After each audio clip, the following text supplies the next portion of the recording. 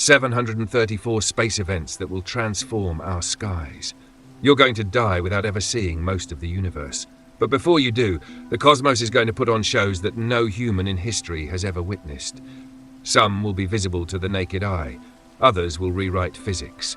A few might even threaten everything we know. I'm going to tell you about 734 natural space events that will happen in your lifetime, or at least in someone's lifetime watching this video. No rockets, no satellites, no human missions. Just the raw, violent, beautiful machinery of the universe doing what it's been doing for billions of years. We're just lucky enough to be here when some truly rare things are about to unfold. Let's start with something you can actually see. There's a star in the night sky that's been acting strange. Betelgeuse, the red supergiant marking Orion's shoulder, has been dimming and brightening erratically. Astronomers think it could explode as a supernova at literally any moment, tomorrow or in the next 100,000 years. When it does, it'll be bright enough to cast shadows at night. You'll be able to read a book by the light of a star that died 650 years ago. It'll be visible during the day for weeks, a second sun hanging in our sky. This will be the closest supernova to Earth in recorded history, and it could happen while you're watching this video. But Betelgeuse is just the beginning. In 2029, an asteroid named Apophis will pass so close to Earth that it'll fly beneath some of our satellites. You might be able to see it with binoculars as it screams past at 25,000 miles per hour. It'll come back in 2036 and again in 2068. Each time, there's a tiny, tiny chance it could hit us. Each time, we'll watch the sky and hold our breath. Every year brings a parade of near-Earth asteroids, thousands of them, most unknown until they're already past. In your lifetime, at least 300 of these will pass close enough to make the news. Most will miss. Statistics say at least one won't. But let's talk about things that are definitely going to happen. In 2061, Halley's Comet returns. If you missed it in 1986, you get one more chance.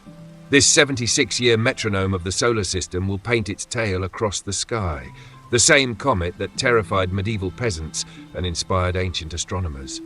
Then there are the eclipses. Between now and 2100, there will be 224 solar eclipses visible from somewhere on Earth. Of those, 68 will be total eclipses, where the moon perfectly covers the sun and day turns to night. The next really good one for North America is in 2044, cutting through Montana and North Dakota. In 2045, another one sweeps across the southern United States. Spain gets an incredible one in 2026, Australia gets one in 2028, Egypt in 2027. These are the events that make you understand why ancient civilizations built observatories and worshipped the sky. Lunar eclipses are more common, but no less beautiful.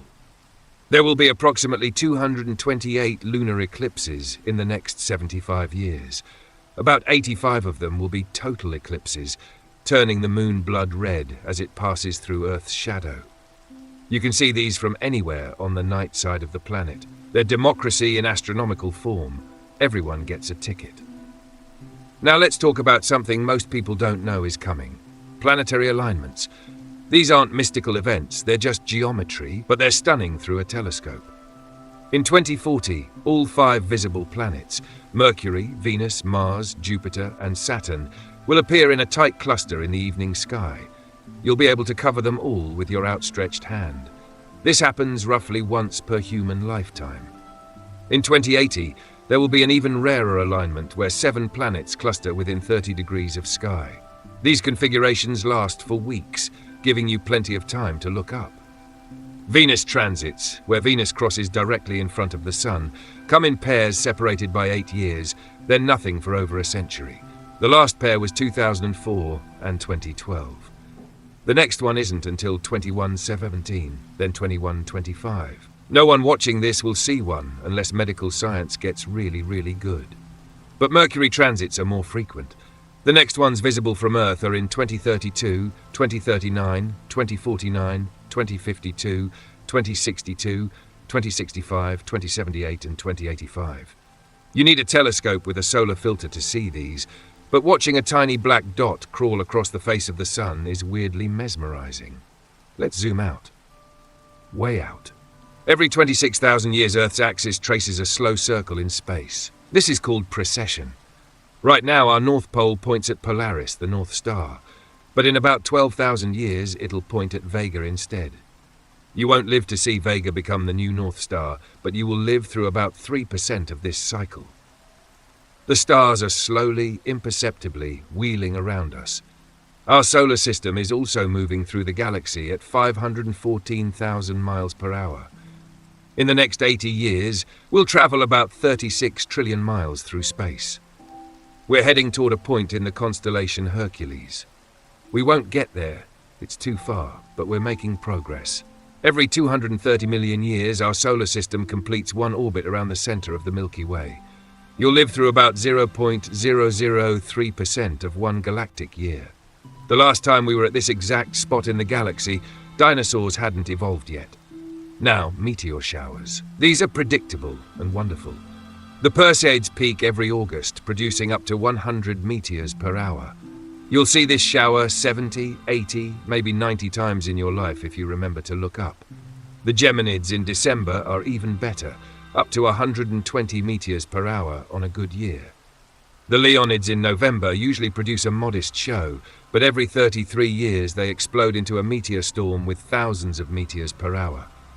The next storm is predicted for 2032 and 2099. The Quadrantids, Lyrids, Eta Aquarids, Delta Aquarids, Orionids and Taurids all have their annual appointments. That's over 500 meteor shower peaks you'll experience if you live an average lifespan. Most people will see fewer than 10. This is your reminder to go outside at night. But not all meteors are predictable.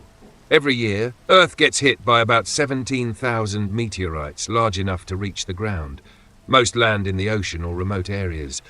But in your lifetime, at least 15 meteorites will hit populated areas and make the news. One might land in your country. One might land close enough that you hear the sonic boom. In 2013, a meteor exploded over Chelyabinsk, Russia, with a force of 30 Hiroshima bombs. The shockwave injured 1,500 people. No one saw it coming. This will happen again somewhere in the next 50 years. The odds say it'll probably be over Russia or Canada. Big countries are easier targets. Speaking of things hitting Earth, cosmic rays. Right now, particles accelerated by distant supernovae are passing through your body at nearly the speed of light. Thousands per second. They're flipping bits in computer memory, possibly causing mutations in your DNA and leaving tiny tracks through the water in your cells. This never stops. Between now and when you die, about 10 quadrillion cosmic rays will pass through you. Now let's talk about the Sun, our neighborhood nuclear reactor. The Sun operates on an 11-year cycle, oscillating between quiet and active periods. We're currently in solar cycle 25, which will peak around 2025. Then activity will decline until around 2030, when solar cycle 26 begins. You'll live through at least 6 or 7 complete solar cycles, maybe 8 if you're young and lucky. During solar maximum, sunspots multiply and solar flares become common. These flares send radiation and charged particles racing toward Earth. When they hit our magnetic field, they create auroras, the northern and southern lights. In your lifetime, there will be over 2,000 significant geomagnetic storms. Most will be minor. About 50 will be strong enough to cause auroras visible at mid-latitudes. About 5 will be powerful enough to threaten satellites and power grids. The Carrington event of 1859 was a solar storm so powerful that telegraph systems caught fire and auroras were visible in the Caribbean. If it happened today, it would cause trillions in damage. Solar physicists say there's about a 10% chance of a Carrington-class event in the next 50 years. You might live through the event that knocks out the internet for months. But solar storms also create beauty. If you live at high latitudes, you might see the aurora borealis or aurora australis hundreds of times. If you live at mid-latitudes, you might see them a dozen times during strong storms. Each display is different, curtains of green and red light rippling across the sky, dancing to the rhythm of Earth's magnetic field. The sun is also slowly getting brighter. Not fast enough to notice, but fast enough to matter. In 1 billion years, the sun will be 10% brighter than today, which will boil Earth's oceans. You won't see that. But in your lifetime, the sun will get about 0.000001% brighter. This contributes about 0.01 watts per square meter of additional heating. Not enough to explain climate change, but enough to show that the sun isn't constant. Every now and then, the sun does something weird. In 2001, a solar flare released as much energy as 1 billion nuclear bombs in minutes.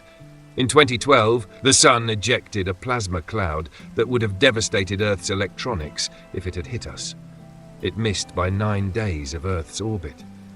In your lifetime, you'll live through at least 30 major solar flares and maybe 500 minor ones that amateur astronomers can photograph. The sun also produces solar eclipses that I haven't mentioned yet, like annular eclipses where the moon is too far away to completely cover the sun, leaving a ring of fire. There will be 156 annular eclipses between now and 2100. They're more common than total eclipses, but less dramatic, still worth seeing. Now let's talk about the moon, which is leaving us.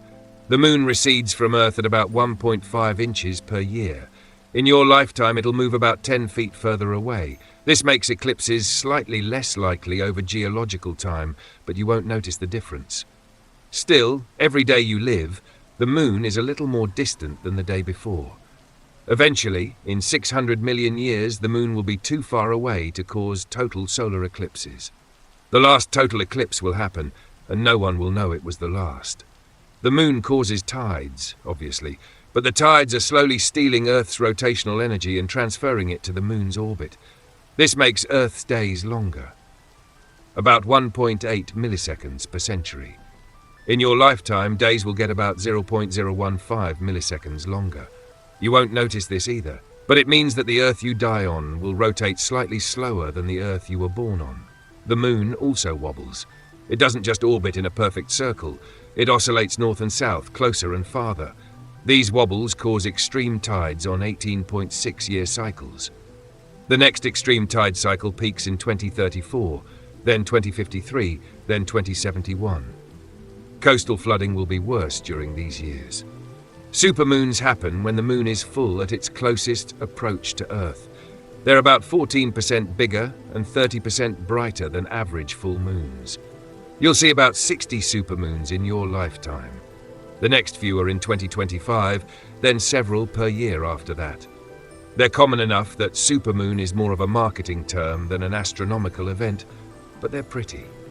Micromoons are the opposite. Full moons when the moon is farthest from Earth. You'll see about 60 of these too. They're underwhelming. Once in a blue moon, literally every 2.7 years, there are 2 full moons in one calendar month. The second is called a blue moon. This is entirely an accident of how we count months and has no astronomical significance, but you'll experience about 30 blue moons in your life. Then there are black moons, which are the second new moon in a month. You can't see these because the moon is dark, but they're marked on calendars. You'll experience about 30 black moons too. Now let's talk about planets. Jupiter has a big red spot, a storm system larger than Earth that's been raging for at least 400 years. It's shrinking. In 1879, it was 25,000 miles across. Today, it's about 10,000 miles across. At this rate, it might disappear entirely in your lifetime. Or it might stabilize. No one knows. But if you look at Jupiter through a telescope every year, you're watching one of the solar system's most famous features slowly die. Jupiter also protects us. Its massive gravity vacuums up comets and asteroids that might otherwise hit Earth. Every few years, something big crashes into Jupiter. In 1994, comet Shoemaker-Levy 9 broke into 21 pieces and hit Jupiter in a series of impacts visible from Earth. The scars lasted for months. In 2009, an amateur astronomer noticed a new dark spot on Jupiter, evidence of an impact from an unknown object. In 2019, it happened again. You'll probably see news of at least 10 Jupiter impacts in your lifetime. Saturn's rings are also disappearing. They're being pulled into Saturn by gravity and destroyed by the sun's radiation. In 100 million years, they'll be gone. In your lifetime, they'll get imperceptibly thinner, but you won't notice. Still, every time you look at Saturn through a telescope, you're seeing something temporary. The dinosaurs didn't see Saturn's rings because they didn't exist yet. Our distant descendants won't see them either. Saturn also has seasons, but each season lasts about 7 years because Saturn takes 29 years to orbit the Sun. You'll see Saturn go through about 3 complete seasonal cycles in your lifetime. Every 7 years, the angle of the rings changes as seen from Earth, creating different views. Sometimes we see them edge on and they almost disappear. Sometimes we see them wide open in all their glory. Mars has dust storms. Every few years, small storms erupt. Every decade or so, a storm engulfs the entire planet, hiding all surface features for months. The last global dust storm was in 2018. The next one could happen anytime, maybe 2025, maybe 2035. You'll probably see at least 5 or 6 global Martian dust storms in your lifetime. We can watch these through telescopes, and they're dramatic enough that amateur astronomers report them. Uranus and Neptune are so far away that they barely move across the sky. Uranus takes 84 years to orbit the Sun. If you were born when Uranus was in Gemini, it'll barely make it to Virgo by the time you die. Neptune takes 165 years per orbit. It won't even complete one orbit in your lifetime. These planets are so slow that ancient astronomers thought the outer sky was fixed and eternal.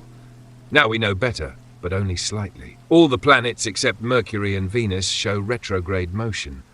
They appear to move backwards across the sky for a few weeks or months when Earth overtakes them in its orbit. Mars goes retrograde every 26 months, Jupiter every 13 months, Saturn every 12.5 months. You'll see Mars retrograde about 35 times in your life. These aren't magical events, just perspective tricks, but they confused astronomers for thousands of years. Now let's talk about stars. There are about 5,000 stars visible to the naked eye under perfect conditions. Most people see fewer than 500 because of light pollution, but every one of those stars is changing. Some are brightening, some are dimming, some are dying. In your lifetime, at least 20 of the stars visible to the naked eye will change noticeably in brightness.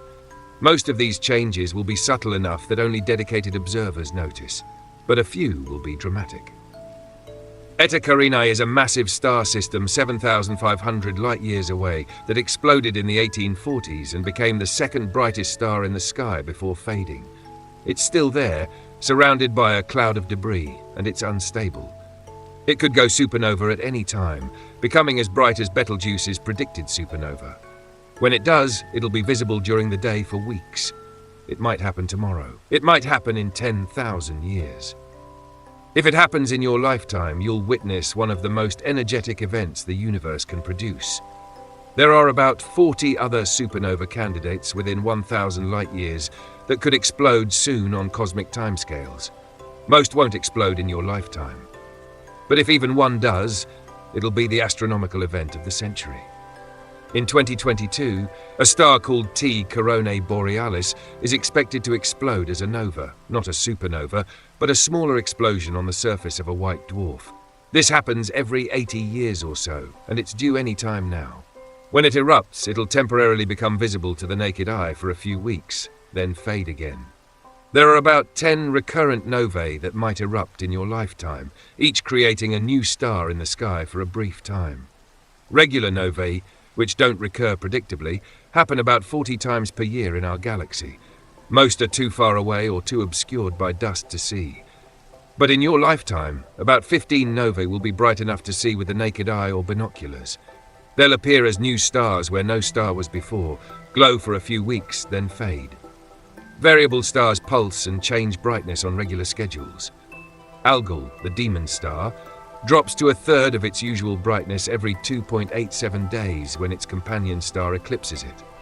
You can watch this with your naked eye. In your lifetime, Algol will eclipse about 10,000 times. Mira, another variable star, changes brightness over 332 days, sometimes becoming invisible to the naked eye. You'll see about 90 complete cycles of Mira. Delta Cephei, the star that gave its name to Cepheid variables, pulses in brightness every 5.37 days. You'll see about 5,400 pulses. These stars aren't just pretty, they're cosmic yardsticks that let us measure distances across the universe. Now, binary stars. About half of all stars are in binary or multiple star systems. Many visible stars are actually two or more stars orbiting each other. Albireo, one of the most beautiful double stars, is actually a gold star and a blue star orbiting each other. Through a telescope, the color contrast is stunning. These stars will orbit each other slowly, maybe completing one orbit every 100,000 years. You won't see them move, but you're watching a cosmic dance frozen in your brief human moment. Some binary stars orbit fast enough to see the motion over decades. Sirius, the brightest star in the night sky, has a white dwarf companion that orbits every 50 years. If you started watching in 1995, you'll see a complete orbit by 2045. The two stars will appear to circle each other, invisible to the naked eye but clear through telescopes. Stars also move across the sky over long timescales. Barnard's star is moving fast enough that it crosses the width of the moon every 180 years. In your lifetime, it'll move about 1/3 of the moon's width. You won't notice without careful measurements, but it's the fastest moving star in the sky. In 1.3 million years, Barnard's star will be the closest star to Earth. Right now, that's Proxima Centauri, 4.24 light-years away. Proxima Centauri won't be the closest star forever, but it will be during your entire lifetime and for thousands of generations after. Stars are also being born. In the Orion Nebula, about 1,300 light-years away, new stars are forming right now. You can see this nebula with the naked eye as a fuzzy patch in Orion's sword. Through a telescope, it's one of the most stunning sights in the sky, a cloud of glowing gas lit up by young hot stars. In your lifetime, dozens of new stars will ignite in this nebula, though we won't see them for 1,500 years because of light speed delay.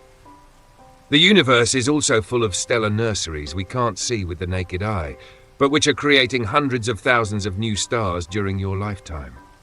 The Eagle Nebula's pillars of creation, made famous by Hubble, are forming stars right now. Or they were, 7,000 years ago, which is when the light we're seeing was emitted. They might have been destroyed by a nearby supernova 6,000 years ago. We won't know for another 1,000 years. Now let's talk about galaxies. The Andromeda Galaxy is falling toward us at 70 miles per second. In 4.5 billion years, it'll collide with the Milky Way. You won't see that. But in your lifetime, Andromeda will move about 175 billion miles closer. This is about 0.07% of the remaining distance, which is undetectable. But it's happening. Every second you live, Andromeda is 70 miles closer than it was the second before. You can see Andromeda with the naked eye under dark skies. It's a faint smudge in the constellation Andromeda. This smudge is a galaxy of 1 trillion stars, and you're seeing it as it was 2.5 million years ago. The light hitting your eye left Andromeda when your Australopithecine ancestors were learning to make stone tools. There are about 10 galaxies visible to the naked eye under perfect conditions, though most people have never seen any of them. The Large and Small Magellanic Clouds are visible from the southern hemisphere. They're satellite galaxies orbiting the Milky Way. In about 2.5 billion years, they'll merge with our galaxy, but for now they're just beautiful cloud-like patches in the southern sky. The Triangulum Galaxy is visible to the naked eye from dark sites. It's 2.7 million light-years away. Bode's Galaxy and the Cigar Galaxy are on the edge of naked-eye visibility. Most people need binoculars. Through a telescope, there are thousands of galaxies visible in amateur equipment, each containing hundreds of billions of stars, each star potentially hosting planets. In your lifetime, you could personally observe 500 different galaxies through a telescope if you tried. Most people will see zero. These galaxies are all receding from us because the universe is expanding. The farther away they are, the faster they're receding.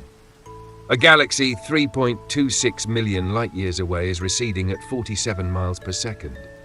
A galaxy 10 million light-years away is receding at 460 miles per second.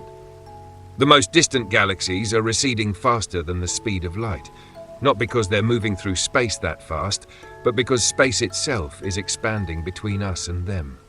In your lifetime, the universe will expand by about 0.006%. Every galaxy will be 0.006% farther away when you die than when you were born.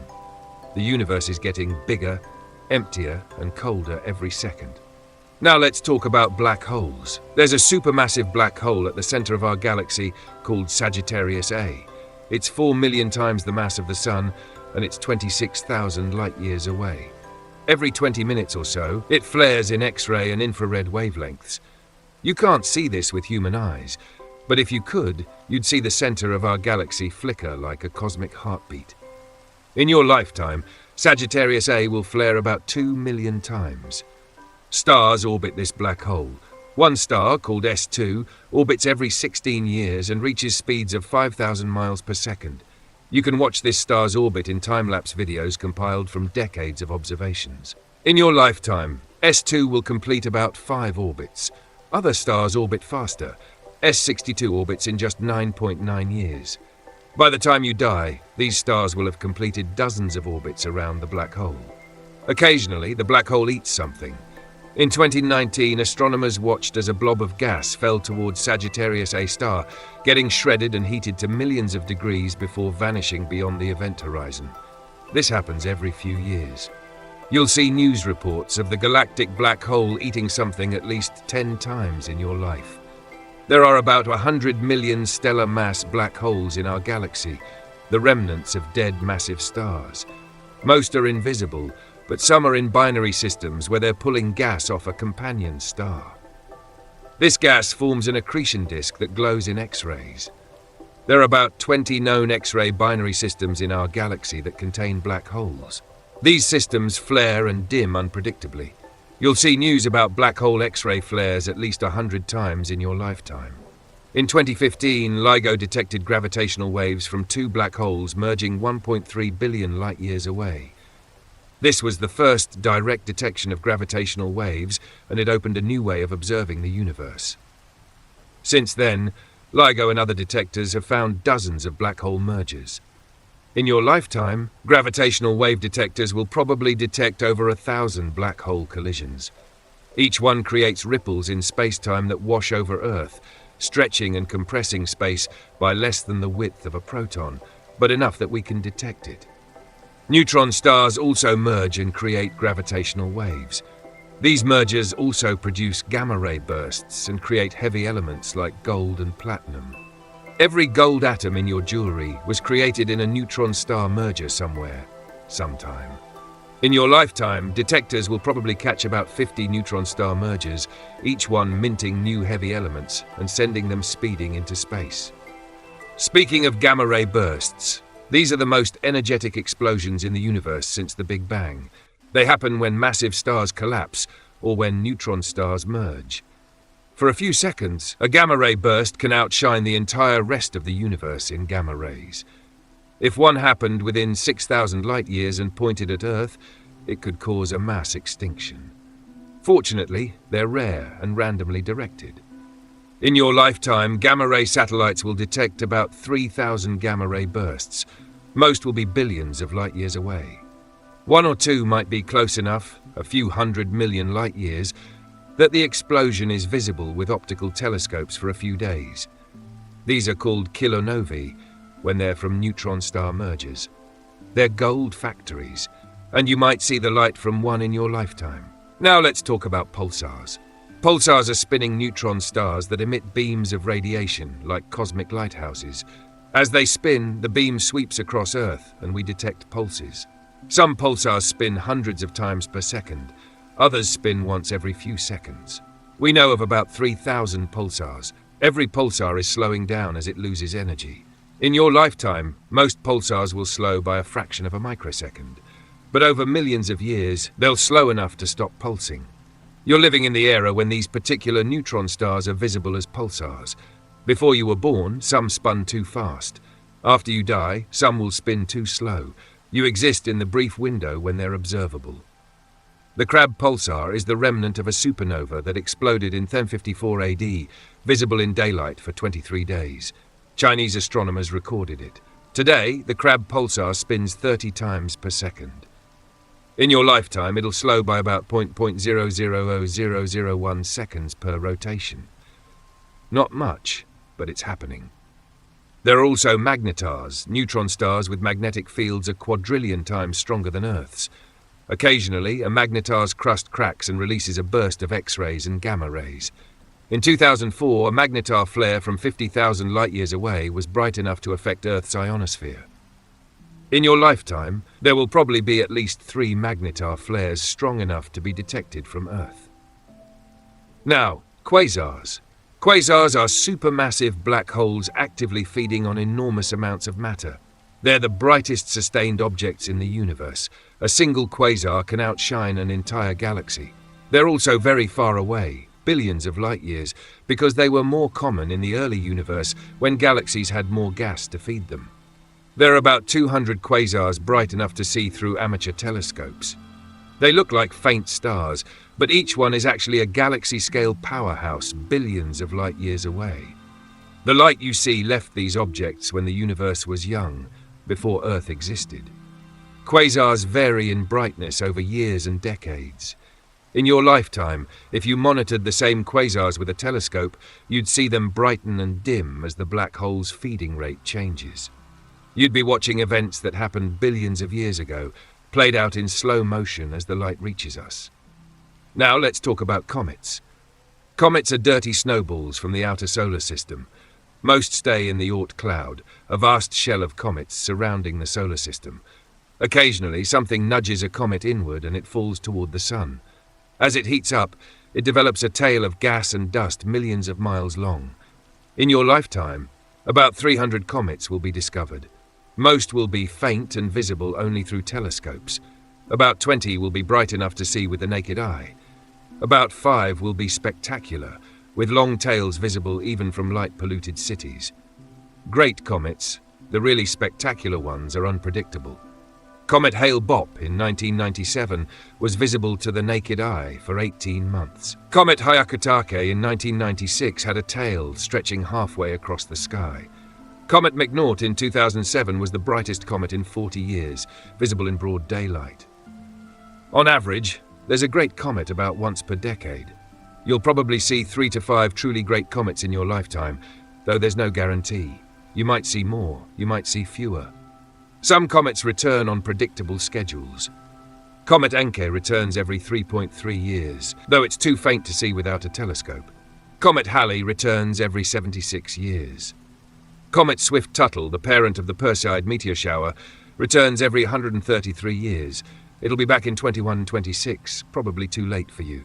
Every time a comet passes the sun, it loses mass. Eventually, comets break apart or evaporate completely. Every comet you see is in the process of dying. They have maybe a few hundred to a few thousand orbits left before they're gone. Now let's talk about the structure of the solar system itself. The planets align in interesting ways sometimes. Grand alignments where all 8 planets line up on the same side of the sun are extremely rare. The last one was in 949 BC, and the next one is in 2492. You won't see that. But smaller alignments happen more often. 3 planets align every few years. 4 planets align every few decades. In your lifetime, you'll see dozens of 3-planet alignments, and probably 5 or 6 4-planet alignments. The most dramatic recent alignment was in 2020, when Jupiter and Saturn appeared to almost touch in the sky, a conjunction so close it hadn't happened since 1623. The next one that close won't happen until 2080. If you saw the 2020 event, you probably won't see another like it. If you missed it, and you're young, you have another chance in 2080. Jupiter and Saturn conjunct every 20 years. You'll see about 4 of these in your lifetime. They're not always as close as 2020, but they're still dramatic through a telescope, 2 giant planets sharing the same field of view. Mars and Venus conjunctions happen more often, about every 2 years. These are lovely, the red planet and the bright evening star appearing side by side. All of these conjunctions are illusions of perspective. The planets aren't actually close together, they're millions or billions of miles apart. But from our viewpoint, they line up, and it's beautiful. Now let's talk about Earth's atmosphere and how it interacts with space. Meteors create visible streaks because they burn up in the mesosphere, about 50 miles up.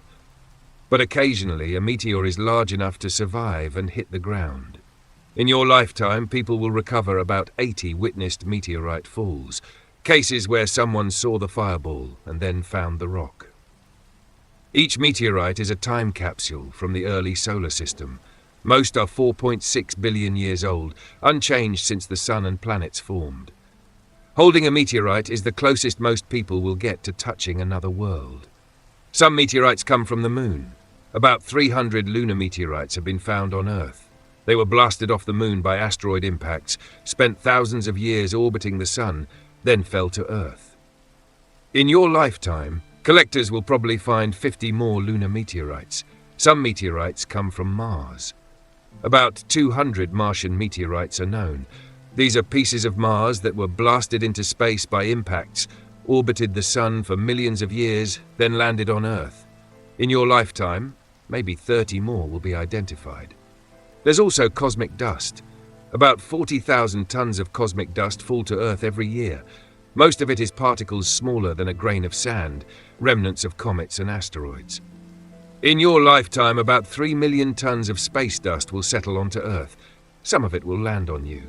You're breathing it right now. Some cosmic dust comes from outside the solar system. Particles from interstellar space drift through the solar system constantly. We've detected them. You are, at this moment, surrounded by dust from other star systems. In 2017, astronomers discovered Oumuamua, the first confirmed interstellar object passing through our solar system. It was oddly shaped, long and thin, and tumbling. It came from the direction of the star Vega, though it left Retriae Continu Vega so long ago that Vega wasn't even there when it started its journey. Oumuamua passed through and left, accelerating slightly in a way that some thought might indicate it was artificial. It wasn't. It was probably just outgassing. But for a few weeks, we collectively wondered if we'd spotted an alien probe. In 2019, we found another one. Borisov, a comet from interstellar space. This one was definitely a comet, with a tail and everything, just from another star system. Astronomers now think 1 or 2 interstellar objects pass through the inner solar system every year. Most are too small or too fast to detect. But with better telescopes coming online, we'll probably detect at least 20 interstellar visitors in your lifetime. Each one is a sample from another star's planetary system, offering clues about how other solar systems formed. Now let's talk about the zodiacal light. If you go somewhere truly dark and look west after sunset or east before sunrise, you might see a faint triangle of light extending up from the horizon. This is zodiacal light, sunlight reflecting off dust in the plane of the solar system. It's basically the glow of the asteroid belt and cometary debris made visible. Most people never see zodiacal light because of light pollution, but it's always there. In your lifetime, you have maybe 10,000 opportunities to see it if you're in a dark location at the right time of year. Most people will see it 0 times. There's also Gegenschein, a faint glow directly opposite the sun in the night sky. This is sunlight reflecting off dust particles exactly opposite Earth from the sun. It's even harder to see than zodiacal light. If you see it once in your life, you're lucky. Now let's talk about the planets in more detail. Venus goes through phases like the moon. When it's on the far side of the sun from us, it appears full but small. When it's on our side of the sun, it appears as a crescent, but much larger. You can see these phases through binoculars or a small telescope. Venus goes through a complete set of phases every 584 days. You'll see about 47 complete phase cycles of Venus in your lifetime if you watch. Mars also has phases, though they're subtler because Mars is outside Earth's orbit. Mars can never appear as a crescent from Earth. It's always more than 85% illuminated from our perspective. But through a telescope, during certain parts of Mars's orbit, you can see the phase, giving Mars a slightly gibbous look. Mercury is hard to see because it's always close to the sun, but it also goes through phases. It's only visible low on the horizon just after sunset or just before sunrise, and only at certain times of year. If you try, you might see Mercury 50 times in your life. Most people never see it once. Jupiter's moons are visible through binoculars. The 4 largest, Io, Europa, Ganymede and Callisto, were discovered by Galileo in 1610. You can recreate his observation with cheap binoculars. These moons orbit Jupiter quickly. Io completes an orbit in 42 hours. Europa takes 3.5 days. Ganymede takes 7 days. Callisto takes 17 days. If you watch Jupiter through binoculars every night for a week, you'll see the moons change position. They line up differently every night. Sometimes one disappears behind Jupiter. Sometimes one casts a shadow on Jupiter's clouds. You're watching a miniature solar system in action. In your lifetime, Io will orbit Jupiter about 16,000 times. Europa will orbit 8,000 times. Ganymede will orbit 4,000 times. Callisto will orbit 1,700 times. These moons are engaged in an endless dance, and you can watch it happen. Jupiter's moon Io is the most volcanically active body in the solar system. It has over 400 active volcanoes erupting constantly because Jupiter's gravity squeezes and heats it. In your lifetime, there will be millions of volcanic eruptions on Io. We can detect the largest ones from Earth using infrared telescopes. Io's entire surface gets resurfaced by lava every million years or so. In your lifetime, about 0.08% of Io's surface will be covered with fresh lava. Europa has a global ocean beneath its icy crust. The ice cracks and shifts as the ocean below moves. In your lifetime, the pattern of cracks on Europa will change, though we won't have high-resolution enough images to see the changes until future missions get there. Saturn's moon Titan has liquid lakes and rivers, but they're made of methane and ethane instead of water. It rains liquid methane on Titan. The weather cycles are slow. Titan's seasons last about 7 years, because Saturn's year is 29 years. In your lifetime, Titan will go through about 3 complete weather cycles. The lakes will evaporate and refill. Clouds will form and dissipate. It's an alien version of Earth's water cycle happening right now. Saturn's moon Enceladus shoots geysers of water ice from its south pole. These geysers are constantly active, spraying material into space. Some of this material forms Saturn's E-ring. In your lifetime, Enceladus will eject billions of tons of ice into space. If you could stand on Enceladus's surface, you'd see geysers erupting like Old Faithful, except they shoot ice into space instead of water into air. Now let's talk about dwarf planets. Pluto takes 248 years to orbit the Sun. Since its discovery in 1930, it hasn't completed even half an orbit. It won't return to where it was discovered until 2178. In your lifetime, Pluto will travel about 30% of the way around its orbit. Every year, it's in a part of its orbit it hasn't been in since before Beethoven was born. Pluto has 5 moons. The largest, Charon, is so big relative to Pluto that they orbit a common point in space between them. They're a binary system. Pluto and Charon are tidally locked. They always show the same face to each other, spinning in perfect synchronization. They complete one mutual orbit every 6.4 days. In your lifetime, they'll orbit each other about 4,500 times, eternally staring at each other.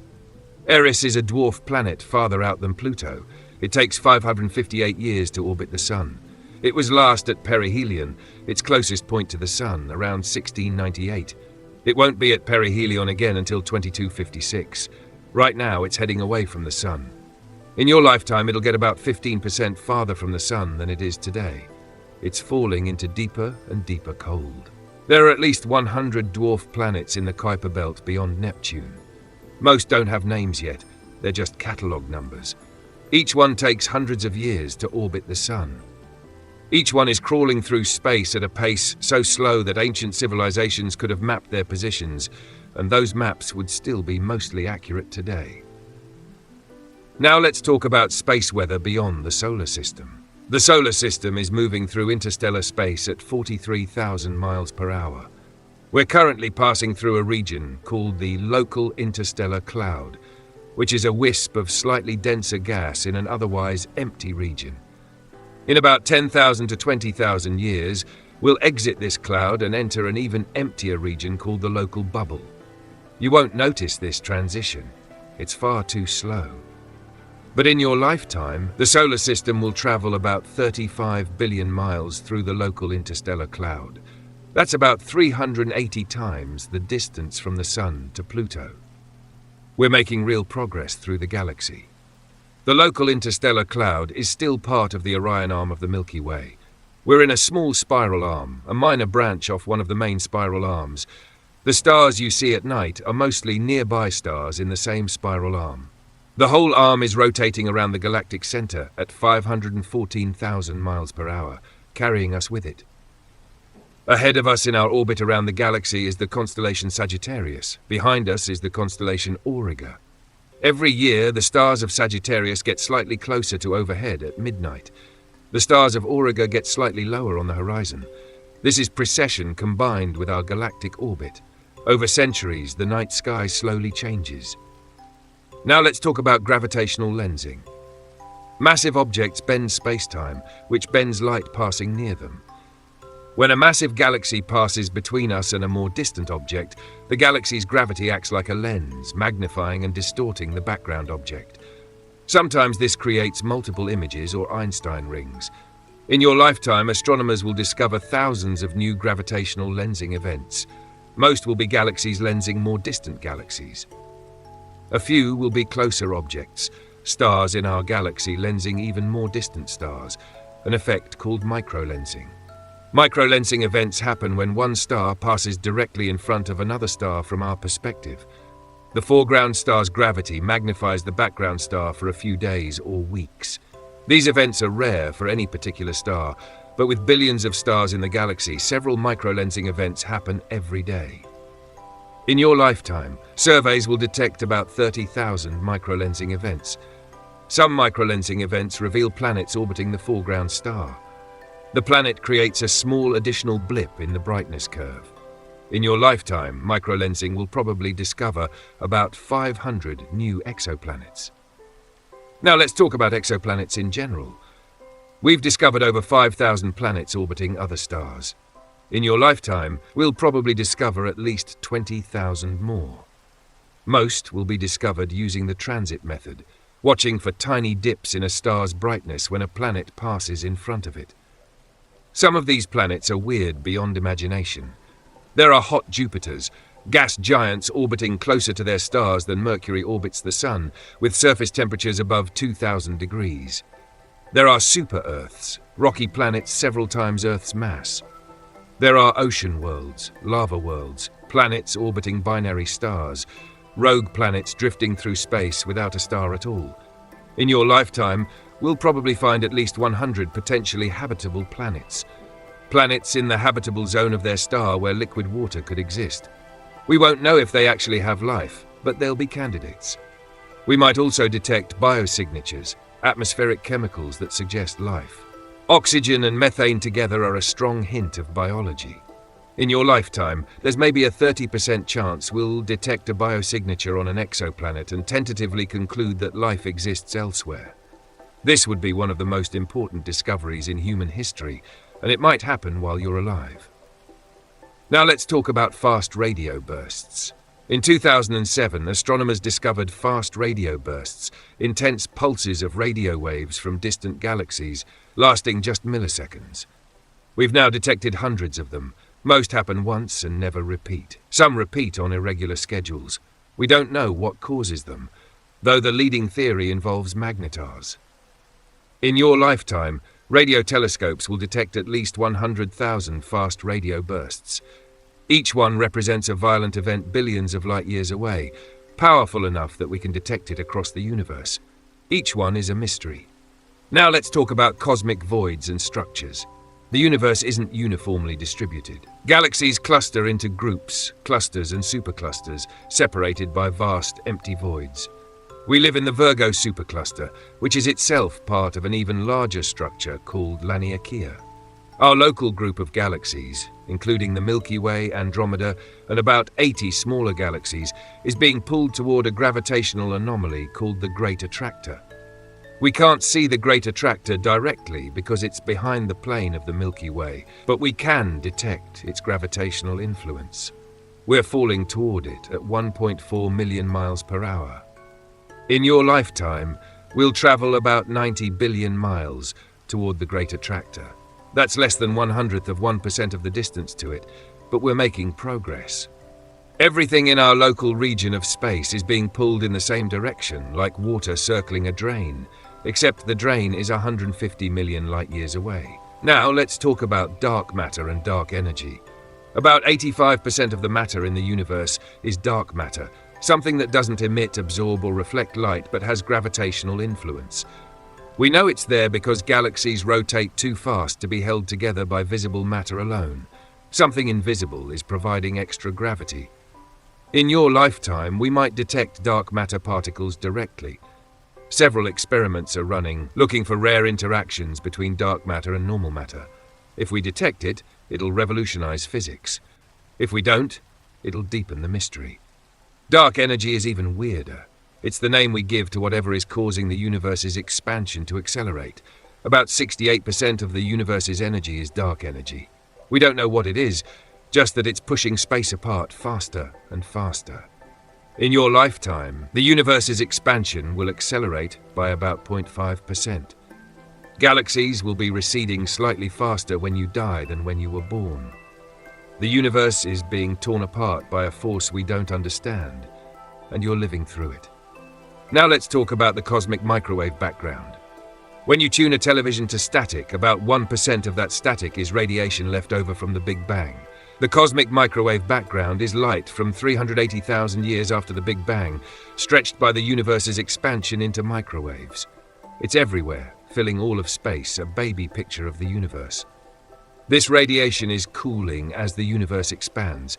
Right now it's at 2.7 Kelvin, about minus 270 degrees Celsius. In your lifetime, it'll cool by about 0.00002 Kelvin. Not much, but measurable. The universe is getting colder. Now let's talk about population 3 stars. The first stars in the universe formed about 100 million years after the Big Bang. They were massive, hundreds of times the mass of the Sun, and they contained only hydrogen and helium. No heavy elements existed yet. These stars burned bright and died young, exploding as supernovae and seeding the universe with the first carbon, oxygen, and iron. We've never seen a population 3 star. They all died billions of years ago. But in your lifetime, the James Webb Space Telescope and its successors might detect one, a galaxy so distant that we're seeing light from when the first stars were forming. If we do, it'll be like looking at the dawn of time. Now let's talk about redshift. When objects move away from us, their light is stretched to longer wavelengths, shifting toward red. Distant galaxies are redshifted because the universe is expanding. The farther away a galaxy is, the faster it's receding, and the more redshifted its light. The most distant objects we've detected have redshifts greater than 10, meaning the universe has expanded more than 11 times since the light left them. We're seeing these galaxies as they were over 13 billion years ago, less than a billion years after the Big Bang. In your lifetime, we'll probably push the redshift record to 15 or 20, seeing galaxies from even closer to the Big Bang. Each new record is like peeling back another layer of cosmic history. Now let's talk about stellar evolution stages you can observe. Stars change over their lifetimes, but most changes are too slow to see. However, some stages are dramatic and fast. When a massive star runs out of fuel, it collapses and explodes as a supernova in a matter of seconds. The explosion is so bright it can outshine an entire galaxy for weeks. We detect about 500 supernovae per year in distant galaxies. In your lifetime, telescopes will detect about 40,000 supernovae. Most will be billions of light years away, visible only through powerful telescopes. But you'll read about them, each one representing the death of a star that lived for millions or billions of years. Planetary nebulae are another visible stage. When a sun-like star dies, it puffs off its outer layers, creating a glowing shell of gas around the remaining white dwarf core. These nebulae are beautiful: the Ring Nebula, the Dumbbell Nebula, the Helix Nebula. Through a telescope, they look like smoke rings in space. In your lifetime, about 10,000 new planetary nebulae will form in our galaxy. We won't see most of them because they're obscured by dust or too far away, but maybe 100 will be visible through amateur telescopes. Each one is a sun-like star's last gasp. Now let's talk about stellar collisions. In dense star clusters, stars occasionally collide. When two stars merge, they create a blue straggler, a star that looks younger than it should because it gained new fuel from the collision. In your lifetime, maybe 50 stellar collisions will occur in star clusters within 50,000 light years. We won't see most of them happen because they're too faint or too far, but statistical surveys will detect the aftermath. Now let's talk about hypervelocity stars. Sometimes a binary star system passes too close to the supermassive black hole at the galaxy's center. The black hole captures one star and flings the other away at enormous speed. These hypervelocity stars are moving fast enough to escape the galaxy entirely. We've discovered about 20 hypervelocity stars. They're racing through the galaxy at up to 2 million miles per hour. In your lifetime, each one will travel thousands of light years, slowly climbing out of the Milky Way's gravitational well. In a few million years, they'll escape into intergalactic space, wandering the void between galaxies forever. Now let's talk about tidal disruption events. When a star wanders too close to a supermassive black hole, the black hole's tidal forces rip the star apart. Half the star's material falls into the black hole, creating a bright flare that can last months. The other half is flung away at high speed. In your lifetime, surveys will detect about 300 tidal disruption events in distant galaxies. Each one is a star meeting its doom, shredded by gravity so intense that even matter can't hold together. Now let's talk about the interstellar medium. Space isn't empty. Between the stars there's gas and dust, mostly hydrogen, with traces of everything else. It's incredibly thin. The best vacuum we can create on Earth is denser than most interstellar gas. But it's there and it glows. Emission nebulae are clouds of hydrogen gas lit up by nearby hot stars. The Orion Nebula is an emission nebula. So is the Lagoon Nebula, the Eagle Nebula, and dozens of others visible through telescopes. These nebulae are slowly changing shape as stellar winds and radiation push the gas around. In your lifetime, the fastest moving parts of these nebulae will move light years. You won't see the change in real time. The nebulae are too far away. But comparing images taken decades apart shows the motion. You're watching these gas clouds swirl and evolve. Reflection nebulae are dust clouds that reflect light from nearby stars. They're blue because dust scatters blue light more than red. The Pleiades star cluster is surrounded by a reflection nebula. In your lifetime, the stars of the Pleiades will move slightly through this dust, gradually changing the nebula's appearance. Dark nebulae are clouds of dust, so thick they block background light. The Horsehead Nebula is a dark nebula. Barnard's Loop is another. These clouds are collapsing under their own gravity, forming new stars.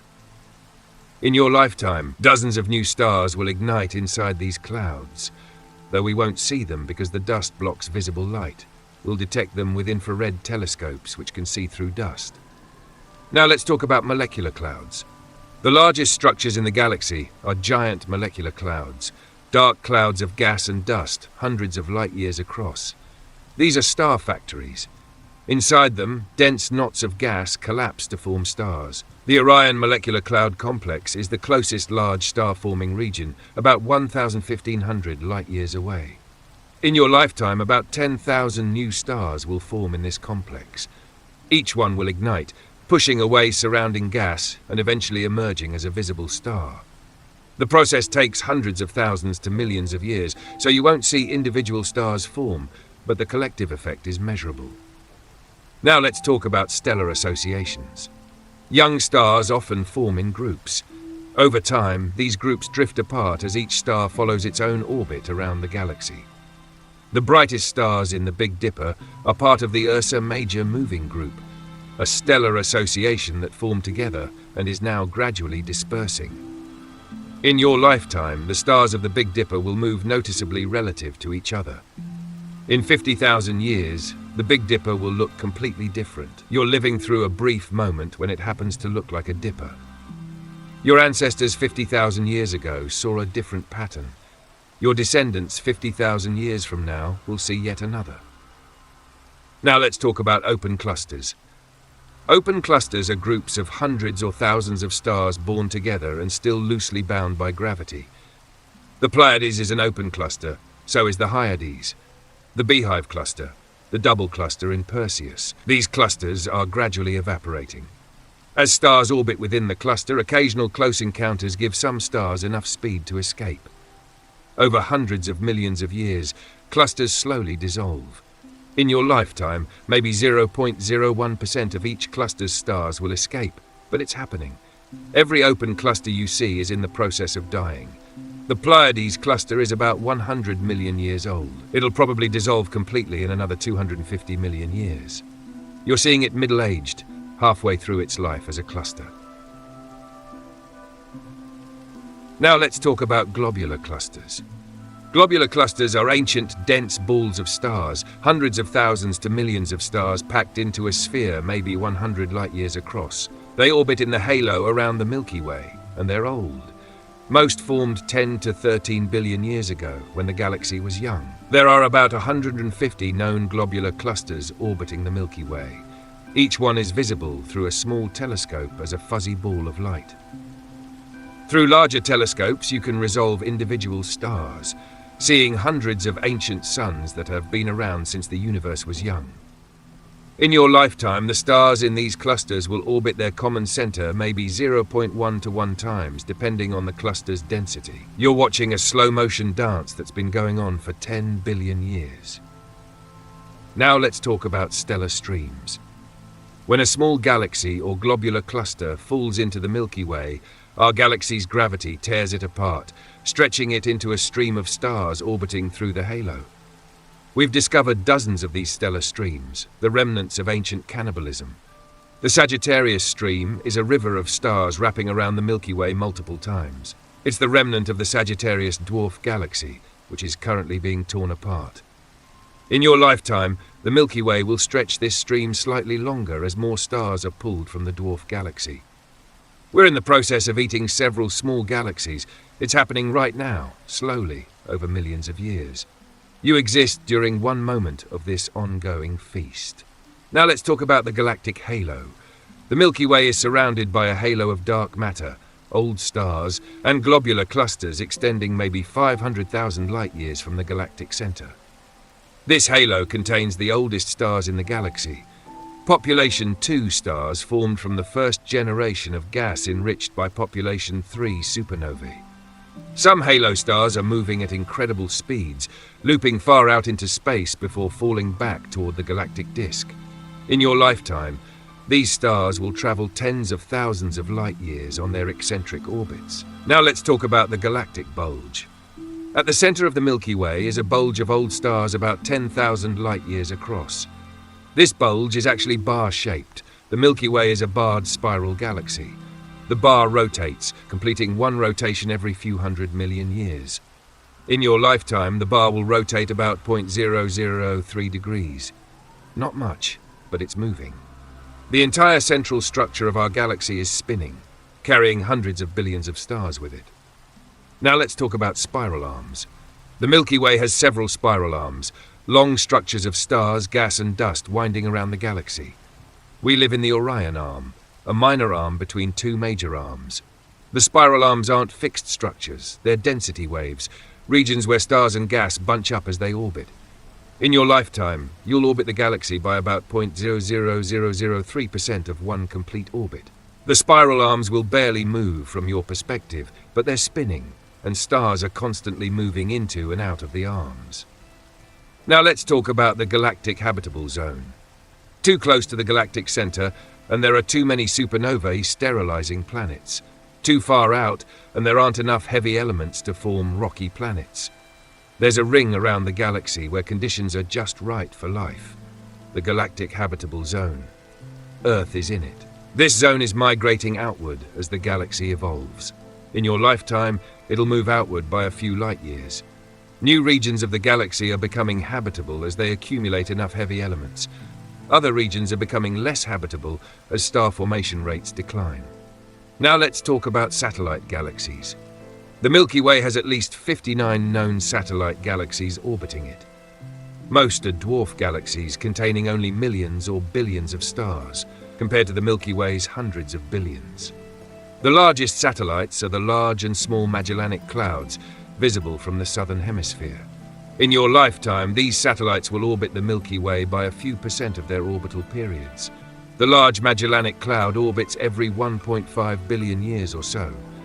In your lifetime, it'll complete about 0.00005% of one orbit.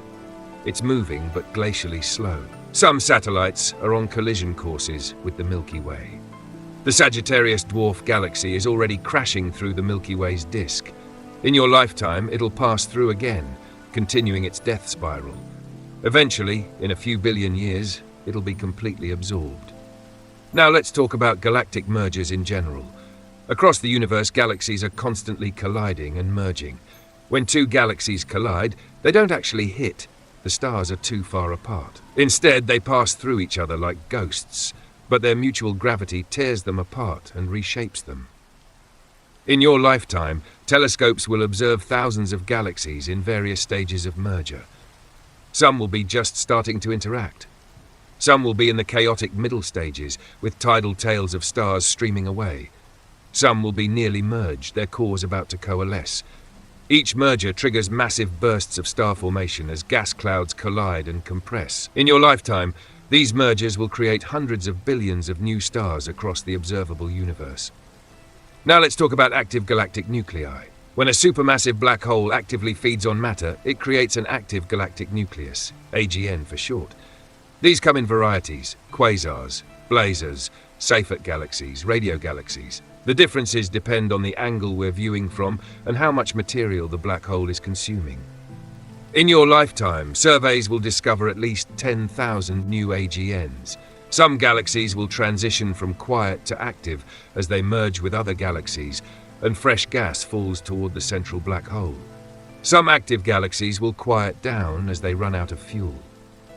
The supermassive black hole at the center of our galaxy is currently quiet. It's not consuming much material, but it could wake up if a gas cloud fell in.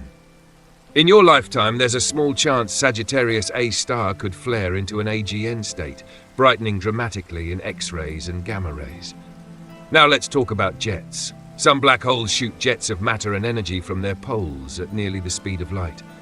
These jets extend millions of light years into space, creating massive radio-emitting lobes far from the parent galaxy.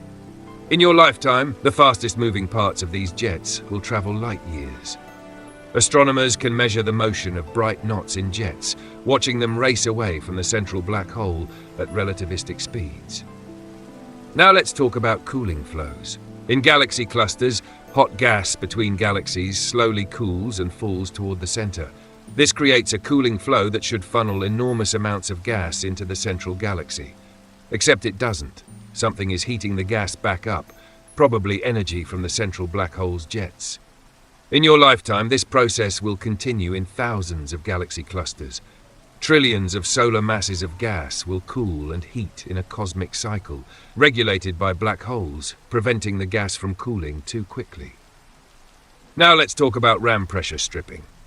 When a galaxy moves through the hot gas in a galaxy cluster, the gas in the galaxy can be stripped away by ram pressure, like hair blowing in the wind. These galaxies develop long tails of gas trailing behind them. In your lifetime, this will happen to thousands of galaxies in clusters. They'll lose their gas, shutting down star formation, slowly transforming from spiral galaxies into red and dead elliptical galaxies. Now let's talk about tidal tails. When galaxies interact, their mutual gravity pulls out long streams of stars and gas called tidal tails. The mice galaxies have prominent tails. The antenna galaxies have them too. In your lifetime, these tails will grow slightly longer as more stars are pulled out. The tails eventually form bridges between the interacting galaxies, and some of the material will fall back, raining down on the galaxies in a second wave of star formation. Now let's talk about dark galaxies. There might be galaxies made almost entirely of dark matter with very few stars. Dark galaxies. We've found candidate objects that seem to have mass but no visible stars. If they exist, they're everywhere, invisible, outnumbering regular galaxies. In your lifetime, surveys might confirm or rule out dark galaxies. If they exist, it'll change our understanding of galaxy formation. If they don't, it'll be an interesting null result. Now let's talk about ultra-diffuse galaxies. Some galaxies are so diffuse they're almost invisible. They have normal masses but are spread out over huge volumes. These ultra-diffuse galaxies are strange objects, possibly the result of unusual formation scenarios. In your lifetime, we'll discover thousands of ultra-diffuse galaxies and begin to understand why they're so puffed up. Each one is a puzzle.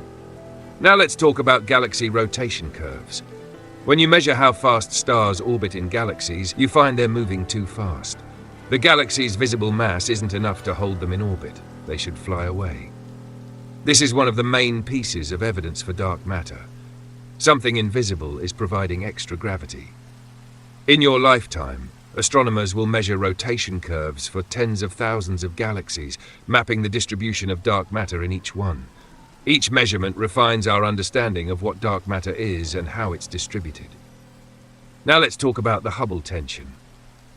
Different methods for measuring the universe's expansion rate give different answers. The Hubble constant, measured from the early universe using the cosmic microwave background, doesn't match the Hubble constant measured from nearby supernovae. This shouldn't happen. It suggests something is wrong with our understanding of cosmology. In your lifetime, we might resolve the Hubble tension, discovering new physics in the process. Or the discrepancy might grow, creating a crisis in cosmology. Now let's talk about the universe's age. The universe is 13.8 billion years old, give or take a few tens of millions of years. This age comes from multiple independent methods that all agree. It's one of the best measured numbers in cosmology. In your lifetime, the universe will age by maybe 80 years, about 0.000006% older. You're living through an infinitesimal slice of cosmic history in a universe that's already ancient. Now let's talk about the observable universe. The observable universe is the region of space from which light has had time to reach us since the Big Bang. It's currently about 93 billion light-years across. Beyond this horizon, there's probably more universe, but we can't see it because the light hasn't reached us yet. As time passes, the observable universe expands. We can see farther because light from more distant regions has time to reach us.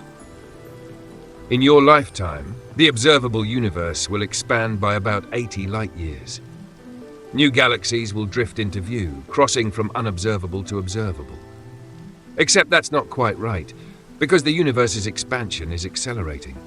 In the far future, galaxies will recede faster than light can travel through expanding space, and they'll disappear beyond our horizon. In your lifetime, maybe a few dozen galaxies will cross from observable to unobservable, disappearing beyond the cosmic horizon forever. Now let's talk about the fate of the universe. If the universe keeps expanding forever, galaxies will drift apart, stars will burn out, and black holes will slowly evaporate via Hawking radiation. In 10 to 100 years or so, the universe will be a cold, dark, empty void. You won't see this, neither will anyone. But you're living through the early stages, the stelliferous era, when stars still shine. This era will last another 100 trillion years or so, until the last stars burn out. You exist near the beginning of the universe's long, slow slide into darkness. Now let's talk about Hawking radiation. Black holes aren't completely black. Quantum effects near the event horizon cause them to emit very faint radiation, slowly losing mass. A stellar mass black hole takes 10 to 67 years to evaporate. A supermassive black hole takes 10 to 100 years. In your lifetime, every black hole in the universe will evaporate by about 10 to 60 of their mass. This is immeasurably small, but it's happening. Black holes are dying just extremely slowly. Now let's talk about quantum fluctuations in space. Empty space isn't really empty. Quantum mechanics says particle-antiparticle pairs constantly pop into existence and annihilate. This creates a background energy in the vacuum, the zero-point energy. In your lifetime, an uncountable number of quantum fluctuations will occur in every cubic centimeter of space around you. Virtual particles will appear and disappear, borrowing energy from the retry-continue vacuum and paying it back so quickly that the uncertainty principle allows it. This is happening everywhere, all the time, in the space between atoms in your body, in the space between stars everywhere. These quantum fluctuations might have been the seed of cosmic inflation, the rapid expansion of the universe a fraction of a second after the Big Bang. Tiny quantum fluctuations got stretched to cosmic scales, creating the slight density variations that eventually became galaxies and galaxy clusters. Now let's talk about cosmic inflation itself. In the first 10 to 32 seconds after the Big Bang, the universe expanded by a factor of at least 10 to 26, growing from subatomic to meters across in a fraction of an eye blink. This solved several problems in cosmology: why the universe is so uniform, why it's so flat, why we don't see magnetic monopoles. The evidence for inflation is written in the cosmic microwave background. The pattern of hot and cold spots matches inflation's predictions. But we don't know what caused inflation or what stopped it. In your lifetime, we might detect primordial gravitational waves that would confirm inflation happened, or we might find evidence for alternative theories. Now let's talk about the multiverse. Some versions of inflation predict that our universe is just one bubble in an eternally inflating multiverse. Other bubble universes might exist with different physical laws, different numbers of dimensions, different particles. We could never see or reach them. They're beyond our horizon, separated by eternally inflating space. This is speculation, but respectable speculation. In your lifetime, we might find indirect evidence for or against the multiverse, or we might conclude it's untestable and therefore not science. Now let's talk about vacuum decay. The Higgs field that gives particles mass might not be in its lowest energy state. If it's in a false vacuum, it could tunnel to a lower state, creating a bubble of true vacuum expanding at the speed of light, destroying everything in its path and rewriting the laws of physics. This could happen at any moment, or never. Or it might have already happened somewhere in the universe, with a bubble of true vacuum racing toward us at light speed, and we'd never see it coming. Sleep well. But probably we're fine. The universe has survived 13.8 billion years without vacuum decay. The odds it happens in your lifetime are extremely small. Now let's talk about strange quark matter. Some physicists think there might be a more stable form of matter than atomic nuclei. Strange quark matter, made of up, down, and strange quarks in roughly equal numbers. If strange quark matter exists and is more stable, then any contact with it could convert normal matter into strange matter in a runaway chain reaction. Neutron stars might be strange quark stars. If one collided with a neutron star and we detected gravitational waves, we'd learn something fundamental about matter at extreme densities. In your lifetime, we might detect such a collision. Or strange quark matter might not exist, and neutron stars are just neutron stars. Now let's talk about cosmic strings. In the early universe, phase transitions might have created topological defects, cosmic strings, domain walls, monopoles. Cosmic strings would be one-dimensional defects with enormous mass per unit length. A cosmic string stretched across the solar system would weigh as much as Earth. We've never seen a cosmic string. If they exist, they're rare. But they'd create distinctive signatures, double images of distant galaxies, peculiar gravitational wave signals. In your lifetime, searches will either detect cosmic strings or place such tight limits that we can rule them out. Now let's talk about primordial black holes. Black holes might have formed in the first seconds after the Big Bang from density fluctuations. These primordial black holes could have any mass, from microscopic to thousands of solar masses. Some physicists think they might make up some or all of the dark matter. In your lifetime, gravitational wave detectors and microlensing surveys will either detect primordial black holes or rule them out as a major component of dark matter. Now let's talk about axions. Axions are hypothetical particles that might make up dark matter. They'd be extremely light, with trillions of them passing through your body every second without interacting. Several experiments are searching for axions. In your lifetime, we might detect axions and solve the dark matter mystery. Or we might rule them out and be back to square one. Now let's talk about WIMPs. Weakly interacting massive particles, WIMPs, are another dark matter candidate. They'd interact through gravity and the weak nuclear force. Experiments deep underground are searching for rare WIMP collisions with atomic nuclei. In your lifetime, experiments will either detect WIMPs or rule out most WIMP models. We're closing in on dark matter, one way or another. Now let's talk about neutrinos. Neutrinos are nearly massless particles that barely interact with anything. Trillions pass through your body every second, mostly from the sun. Occasionally, very rarely, a neutrino hits an atomic nucleus in your body. This happens maybe once every few years per person. In your lifetime, about 10 to the 25 neutrinos will pass through your body. Of these, maybe 50 will interact with your atoms. You're being bombarded constantly by nearly invisible particles. Neutrinos come from the sun, from nuclear reactors, from supernovae, from the Big Bang, from cosmic ray collisions in the atmosphere. In your lifetime, At least 10 supernovae will be close enough that their neutrinos are detectable on Earth. When a supernova occurs within 50,000 light-years, neutrino detectors see a burst of neutrinos hours before the light arrives, because neutrinos escape the star's core immediately while light gets trapped for hours. Now let's talk about relic neutrinos.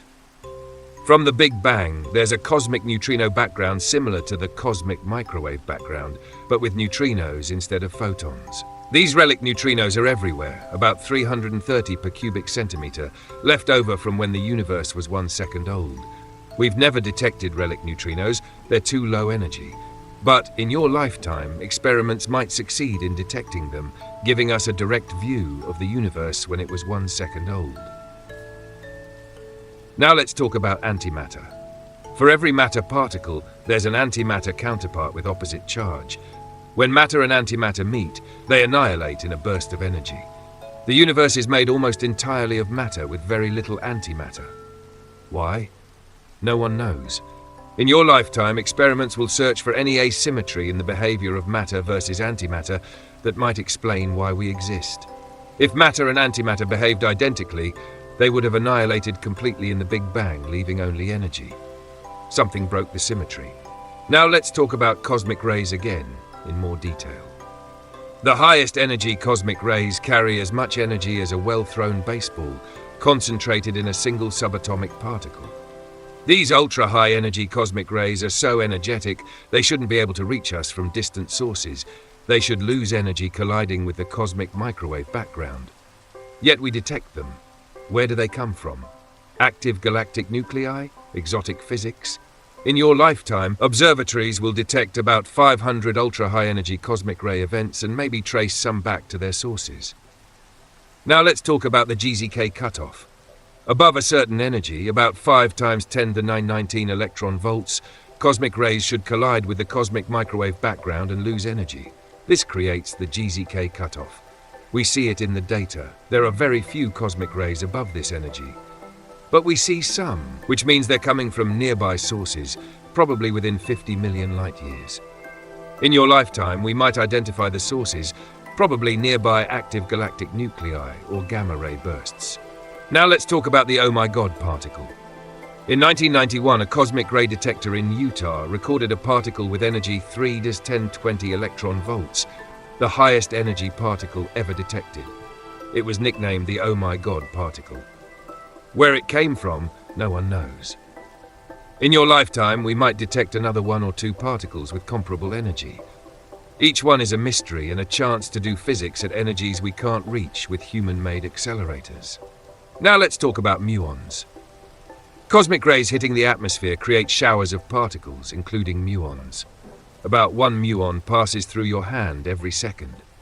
They're created in the upper atmosphere and decay with a half-life of 2.2 microseconds, but because they're moving so fast, time dilation lets them reach the ground before decaying. In your lifetime, about 10 to 13 muons will pass through your body. They're harmless, but you're being constantly bombarded by particles created by cosmic rays hitting the atmosphere. Now let's talk about the solar wind. The sun constantly emits a stream of charged particles, the solar wind. It flows outward at about 250 miles per second, carrying the sun's magnetic field into interstellar space. In your lifetime, the sun will eject about 10 to 18 kilograms of material as solar wind. The solar wind creates a bubble around the solar system called the heliosphere. The edge of this bubble is where the solar wind runs into the interstellar medium and slows down. Voyager 1 crossed this boundary in 2012, entering interstellar space. Voyager 2 crossed in 2018. In your lifetime, these spacecraft will continue sending back data from interstellar space until their power runs out around 2025 to 2030. After that, they'll continue traveling in silence, carrying golden records with greetings from Earth. Now let's talk about the Oort cloud. Far beyond Neptune, starting at about 2,000 astronomical units and extending to maybe 100,000 astronomical units, is the Oort cloud, a vast shell of trillions of comets. We've never directly observed it, but it must exist to explain where long-period comets come from. Occasionally, a passing star's gravity nudges an Oort cloud comet inward, sending it falling toward the sun. In your lifetime, maybe 300 comets will be perturbed out of the Oort cloud. Most will take thousands of years to reach the inner solar system, so you won't see them, but a few might already be on their way, due to perturbations centuries ago. Now let's talk about Planet 9. Evidence suggests there might be another planet in the outer solar system, a super-Earth about 5 to 10 times Earth's mass, orbiting at 400 to 800 astronomical units. Its gravity would explain the clustered orbits of distant Kuiper Belt objects. In your lifetime, we might discover Planet 9, or we might conclude it doesn't exist and the orbital clustering is a statistical fluke. The search continues. Now let's talk about interstellar travel. At our fastest spacecraft speeds, it would take 80,000 years to reach the nearest star. In your lifetime, no human-made object will reach another star. Voyager 1 won't reach the nearest star for another 40,000 years, and it's not headed toward one anyway. But light from those stars reaches us constantly. In your lifetime, light from Alpha Centauri will travel about 350 billion miles toward Earth, covering about 5% of the remaining distance. The photons reaching your eyes left Alpha Centauri 4.37 years ago. Now let's talk about stellar lifetimes. Low-mass red dwarf stars burn their fuel so slowly they can last trillions of years. The longest-lived stars will outlive the universe's current age by a factor of 100. High-mass blue stars burn out in just millions of years. In your lifetime, maybe 50,000 high-mass stars in our galaxy will exhaust their fuel and explode. Meanwhile, red dwarfs will barely change at all. Now let's talk about star formation rates. In the Milky Way, about 7 new stars form each year. In your lifetime, about 500 stars will be born in our galaxy. Each one starts as a collapsing cloud of gas and dust, heats up, ignites nuclear fusion, and begins its life on the main sequence. Across the entire observable universe, stars are forming at a rate of about 100 million per year. In your lifetime, about 8 billion stars will be born somewhere in the observable universe. But the universal star formation rate is declining. The universe formed stars most rapidly about 10 billion years ago. We're living in the slow decline. Eventually, in trillions of years, star formation will cease entirely as the universe runs out of gas. Now let's talk about white dwarfs. When sun-like stars die, they leave behind white dwarfs, dense cores about the size of Earth, but with the mass of the sun. White dwarfs don't fuse anything, they just slowly cool, radiating away their heat over billions of years. The coolest white dwarfs in the galaxy are about 13 billion years old as the galaxy itself. In your lifetime, every white dwarf in the galaxy will cool by about 50 degrees. They're on a one-way journey to becoming black dwarfs, cold, dark cinders. But the universe isn't old enough yet for any black dwarfs to exist. Now let's talk about Type Ia supernovae. When a white dwarf in a binary system accretes enough mass from its companion, it exceeds the Chandrasekhar limit, 1.4 solar masses, and explodes as a Type Ia supernova. These explosions are remarkably uniform, making them useful for measuring cosmic distances. In your lifetime, about 3,000 Type Ia supernovae will occur in the observable universe. Astronomers use them as standard candles to measure the expansion of the universe. In fact, Type Ia supernovae are how we discovered the universe's expansion is accelerating. Now let's talk about Wolf-Rayet stars. Wolf-Rayet stars are massive stars that have lost their outer hydrogen layers, exposing their helium cores.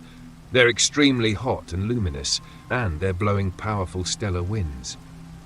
They're also near the end of their lives. They'll soon explode as supernovae. There are maybe 500 known Wolf-Rayet stars in the Milky Way. In your lifetime, several will explode. We just don't know which ones or when. Now let's talk about luminous blue variables. Luminous blue variables are massive, unstable stars that occasionally erupt, brightening dramatically. Eta Carini is one. P Cygni is another. They're among the most luminous stars in the galaxy, and they're unpredictable. In your lifetime, known luminous blue variables will probably erupt at least 50 times, brightening visibly for weeks or months before fading again. Now let's talk about brown dwarfs. Brown dwarfs are failed stars, Objects too massive to be planets, but not massive enough to sustain hydrogen fusion. They're dim, glowing only with leftover heat from their formation. There might be billions of brown dwarfs in the galaxy, but they're hard to find. In your lifetime, infrared surveys will probably discover about 50,000 new brown dwarfs. Each one is an object that almost became a star but fell just short. Now let's talk about rogue planets. Not all planets orbit stars. Some were ejected from their planetary systems by gravitational interactions. These rogue planets drift through interstellar space, dark and cold. There might be billions of them in the galaxy. In your lifetime, microlensing surveys will probably discover about 100 rogue planets. Each one is a world without a sun, wandering the galaxy alone. Now let's talk about protoplanetary disks. Young stars are surrounded by disks of gas and dust, protoplanetary disks from which planets form. We can see these disks around nearby young stars. The most famous image is HL Tauri, showing a disk with clear gaps where planets are forming. In your lifetime, planets will continue forming in these disks. The process takes millions of years, so you won't see a planet form from start to finish, but you're watching it happen. Now let's talk about debris disks. After planets form, leftover debris creates dust disks around stars. Our solar system has one, the zodiacal dust. Vega has a spectacular debris disk. So does Fomalhaut. These disks are constantly evolving as dust particles collide, asteroids shatter, and comets evaporate. In your lifetime, these disks will change slightly, though the changes are hard to detect. Now let's talk about hot Jupiters. Some exoplanets are gas giants orbiting extremely close to their stars, closer than Mercury orbits our Sun. These hot Jupiters have surface temperatures above 1,000 degrees. Some are so hot that their atmospheres are evaporating into space. In your lifetime, hot Jupiters will lose measurable amounts of atmosphere. Astronomers can detect this evaporation by watching for hydrogen streaming away from the planets. Some hot Jupiters might evaporate completely, leaving behind their rocky cores. Now let's talk about super-Earths. Many exoplanets are super-Earth. Rocky planets larger than Earth but smaller than Neptune. We don't have anything like this in our solar system. Are they more like big Earths or small Neptunes? Do they have thick atmospheres or thin ones? In your lifetime, we'll study super-Earth atmospheres in detail, learning whether they're habitable worlds or something else entirely. Now let's talk about water worlds. Some exoplanets might be covered entirely in water, with oceans hundreds of miles deep. On these worlds, the ocean floor would be so pressurized that water forms exotic ice types that exist only under extreme pressure. In your lifetime, we might identify water worlds and study their atmospheres, looking for signs of life in their global oceans. Now let's talk about eyeball planets. Tidally locked planets, planets where one side always faces their star, might develop eyeball climates.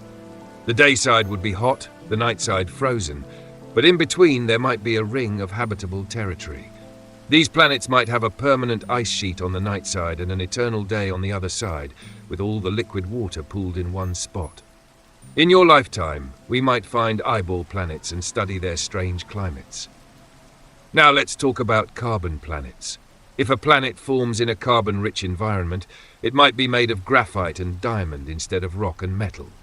These carbon planets would be fundamentally different from Earth, with mountains of diamond and seas of tar. In your lifetime, we might identify carbon planets by their unusual compositions and learn how they form. Now let's talk about lava planets. Some planets orbit so close to their stars that their surfaces are molten. These lava planets have oceans of molten rock with rock vapor atmospheres. They rain molten iron. We've found several lava planets. In your lifetime, we'll study their atmospheres and learn about geology under extreme conditions. Now let's talk about ice giants. Uranus and Neptune are ice giants, planets made mostly of water, methane, and ammonia ices with small rocky cores. Many exoplanets are ice giants. Some are in the habitable zone, where their icy surfaces might melt to form ocean worlds. In your lifetime, we'll discover thousands of ice giant exoplanets and learn how common they are. Now let's talk about circumbinary planets. Some planets orbit binary star systems, two stars orbiting each other. These circumbinary planets have two suns in their sky, like Tatooine in Star Wars. In your lifetime, We'll probably discover about 100 more circumbinary planets and learn how they form in such chaotic environments. Now let's talk about free-floating planets again, but with more detail. Recent evidence suggests rogue planets might outnumber stars in the galaxy. If so, there could be trillions of them, wandering the dark between stars. Some might have been ejected with moons intact, creating a planet-moon system drifting through space without a star. Could life exist on a rogue planet? Maybe, if the planet is large enough that its core stays warm, or if it has a thick atmosphere to trap heat. In your lifetime, we might discover life's possibilities extend beyond planets orbiting stars. Now let's talk about planetary migration. Planets don't always stay where they form. They can migrate inward or outward through interactions with the protoplanetary disk or with other planets. Jupiter might have migrated inward and then back outward in the early solar system, the Grand Tack hypothesis. In young planetary systems elsewhere, we're watching planets migrate in real time. In your lifetime, we might detect measurable orbital changes in young exoplanets as they migrate. Now let's talk about resonances. Sometimes planets settle into orbital resonances where their periods are related by simple ratios. Jupiter's moons Io, Europa, and Ganymede are in a 1:2:4 resonance. For every one orbit of Ganymede, Europa orbits twice, and Io orbits 4 times. These resonances are stable and beautiful. They're the result of gravitational interactions over millions of years. In your lifetime, planets in young systems will continue settling into resonances as their orbits evolve. Now let's talk about Trojan asteroids. Trojan asteroids orbit in stable points 60 degrees ahead of or behind a planet in its orbit. Jupiter has thousands of Trojans. Neptune has them. Mars has them. Earth has at least one. In your lifetime, surveys will probably discover hundreds more Earth Trojans, asteroids sharing Earth's orbit, trapped in gravitationally stable zones. Now let's talk about co-orbital objects. Some asteroids share almost the same orbit as a planet, dancing around it in complex patterns without colliding.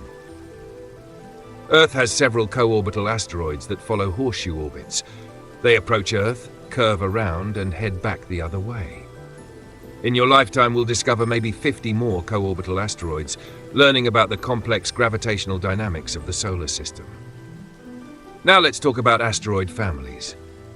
Many asteroids are fragments from ancient collisions. Groups of asteroids with similar orbits and compositions form families. They're the shrapnel from a parent body that was destroyed millions or billions of years ago. In your lifetime, astronomers will identify maybe 50 new asteroid families, piecing together the violent history of the asteroid belt. Now let's talk about asteroid moons. About 15% of asteroids have moons. Some have 2 moons. Some are contact binaries, 2 objects barely touching, held together by weak gravity.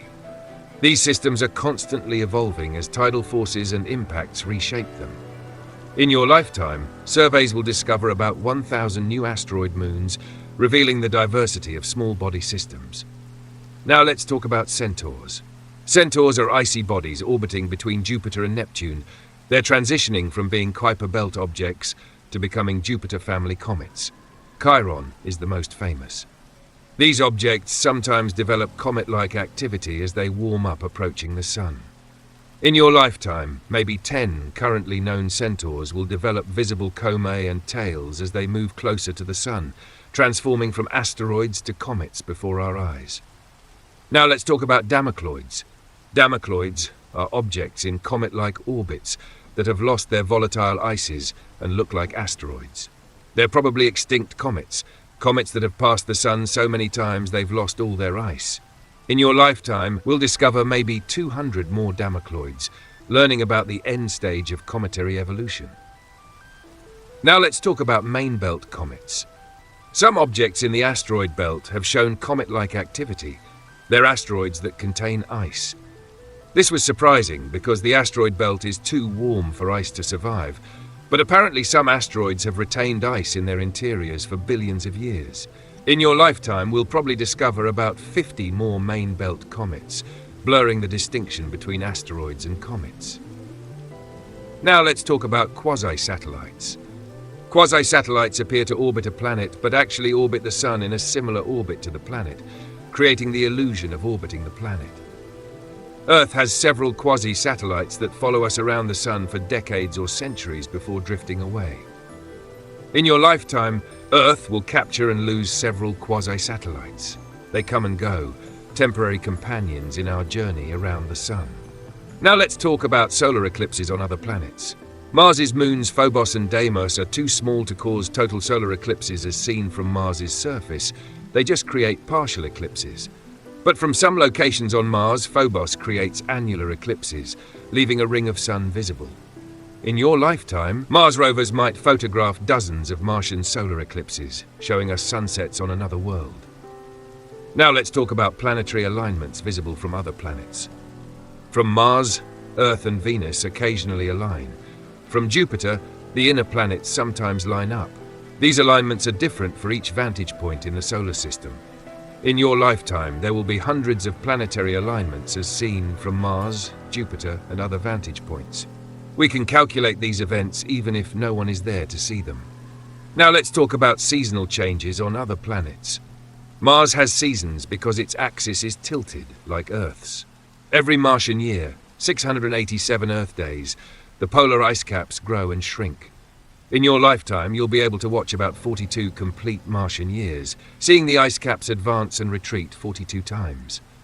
Saturn's moon Titan also has seasons. Methane lakes evaporate in summer and refill in winter. In your lifetime, Titan will go through about 3 complete seasonal cycles. Now let's talk about changing planetary features. Jupiter's Great Red Spot is shrinking, but new storms appear regularly.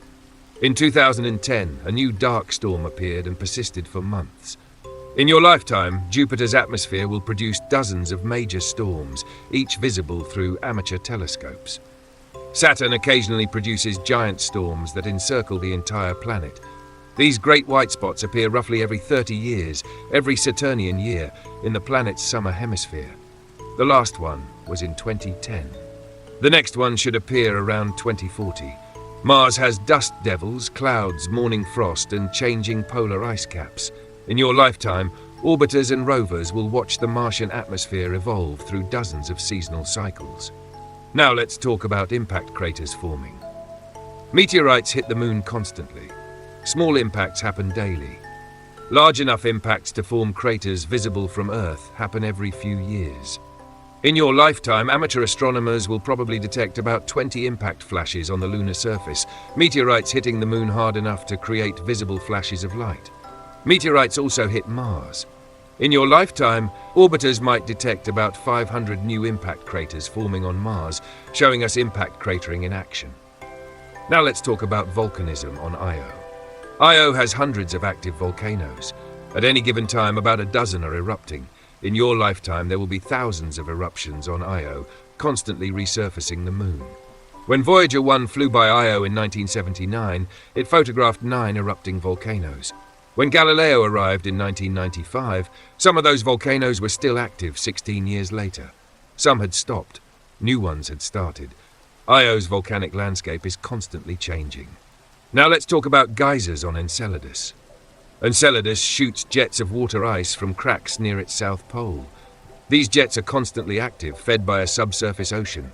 In your lifetime, trillions of tons of ice will erupt from Enceladus, forming Saturn's E-ring.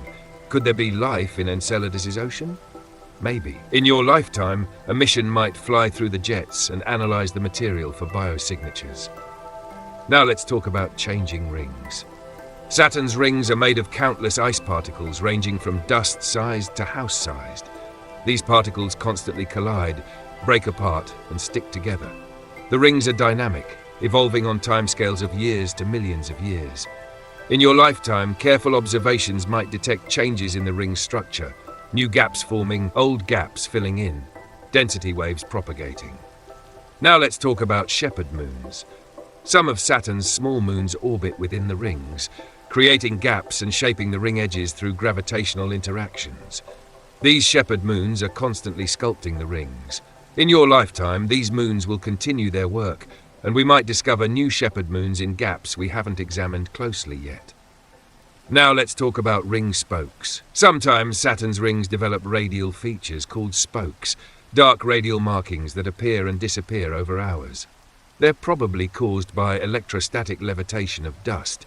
but the details are unclear. In your lifetime, observations will capture thousands of ring spokes, helping us understand this strange phenomenon. Now let's talk about auroras on other planets. Jupiter and Saturn have intense auroras, far more powerful than Earth's. They're caused by the interaction between the planet's magnetic fields and the solar wind, plus material from volcanic Io in Jupiter's case. In your lifetime, space telescopes will observe thousands of auroral displays on Jupiter and Saturn, studying alien auroras.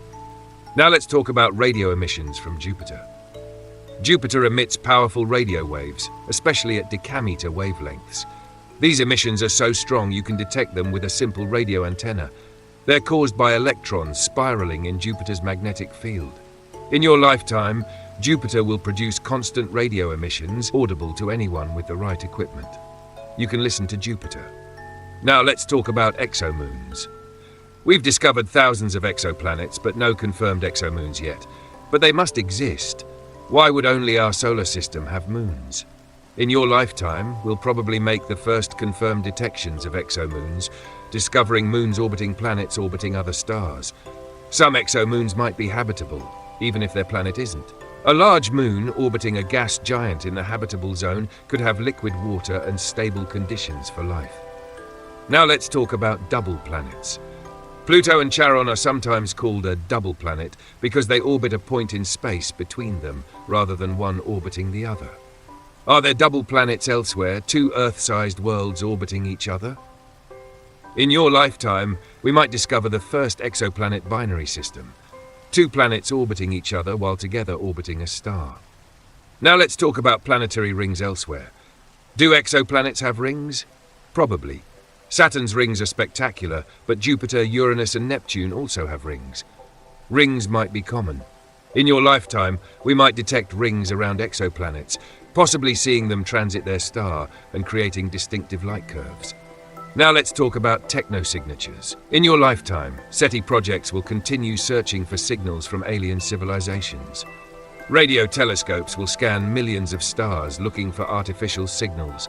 We probably won't find anything. But if we do, if we detect a signal that's clearly artificial, it'll be the most important discovery in history. Now let's talk about biosignatures. Even if we don't find intelligent aliens, we might find simple life. Spectroscopy of exoplanet atmospheres can reveal chemicals that suggest biology: oxygen, methane, phosphine. In your lifetime, we might detect the first biosignature on an exoplanet, tentatively concluding that life exists elsewhere in the universe. Or we might find that biosignatures are rare and life is uncommon. Either way, we'll learn something profound about our place in the cosmos. You're alive during humanity's transition from wondering if we're alone to potentially finding out. This might be the generation that answers the oldest question. Everything I've described, from the smallest quantum fluctuations to the largest cosmic structures, from the briefest meteor flash to the slowest galactic evolution, all of it is happening right now, constantly, whether you're watching or not. The universe is in motion.